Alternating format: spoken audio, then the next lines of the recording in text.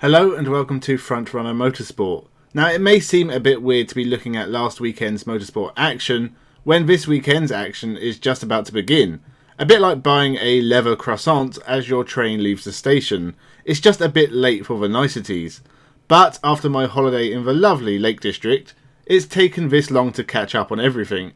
And I do have things to say, mostly about Extreme E, from the stunning views of Greenland. But we also have W Series and Formula 3 from a very wet Spa, at least they got to race, Super Formula from Motegi, Japan, and British touring car action from Thruxton. So make sure you subscribe, nearly at 500 now, and let's begin.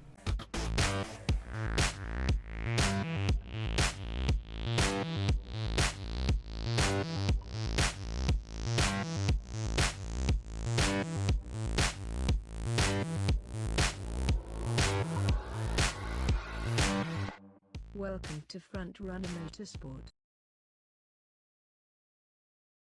Greenland doesn't have much of a racing heritage. In fact, I have no idea if any other motor races happened there. Given how bloated the Formula 1 calendar is getting, you can expect a Grand Prix there soon. So, Extreme E is making history and science. Some of the environmental things are interesting and presented very well, and the racing has been improving round after round. This was by far the best, most exciting Extreme E race so far, and having 5 cars in the final was a good decision. Also, Greenland is a very beautiful place. I want to live there. No Jamie Chadwick, she was racing in Belgium. We'll get to her later. She was replaced by Emma Gilmore, who did okay, but Christopherson was the one who had issues in Quali 1, followed by Molly Taylor rolling it. She kept it going, which was cool, and the Team X44 won Quali 1. But Christopherson and Molly Taylor fought back in Q2, keeping it very even between the teams, whilst Apt ran into issues after looking quick, as did Team Excite.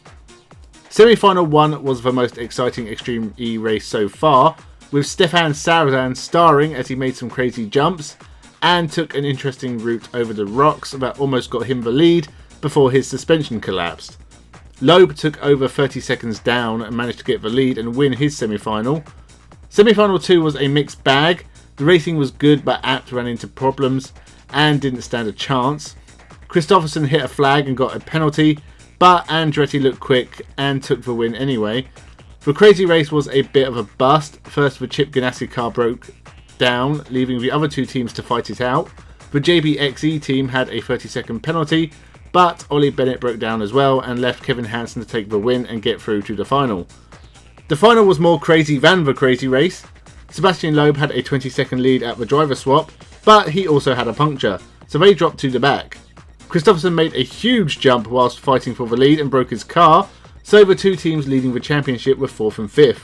It was the Andretti team of Timmy Hansen and Katie Munnings who took their first win ahead of the JBXE team of Kevin Hansen and Michaela Arlin Kotlinski, who had their best result ahead of Carla Sainz and Laia Sanz, who also had their best result. This was a great event and I really hope Extreme E can keep it up.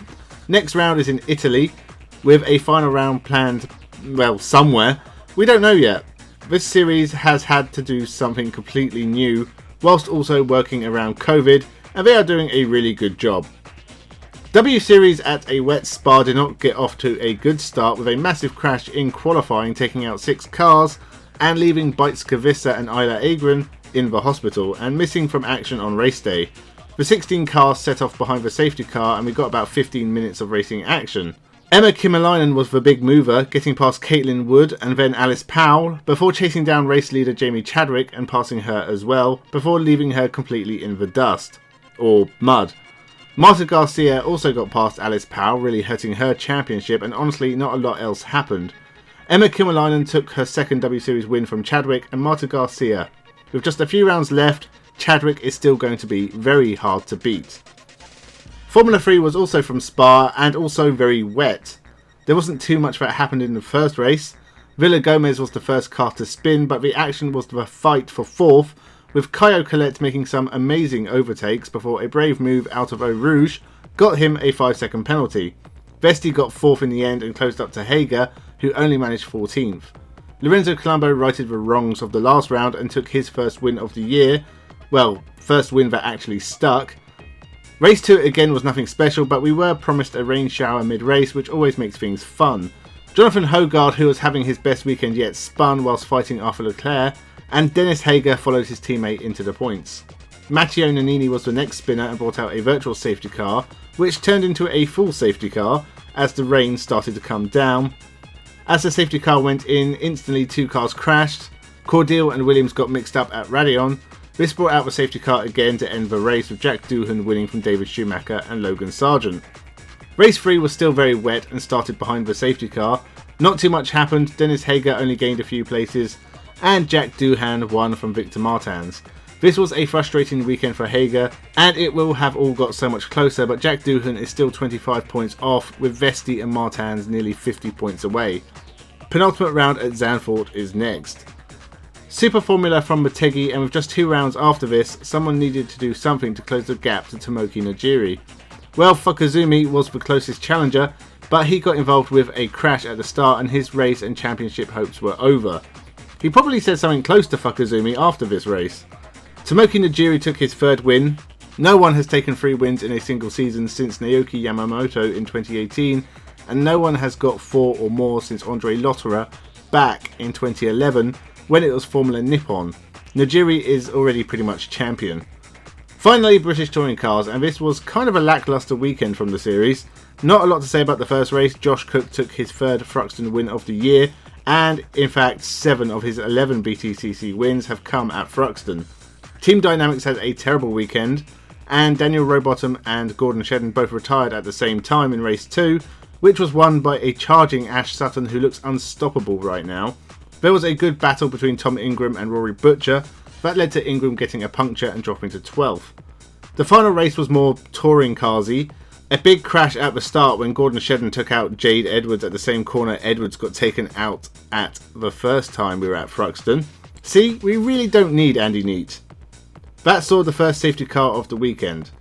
There was another after Carl Boardley spun and took out Sam Smelt, and a 3rd when Ollie Jackson broke his suspension.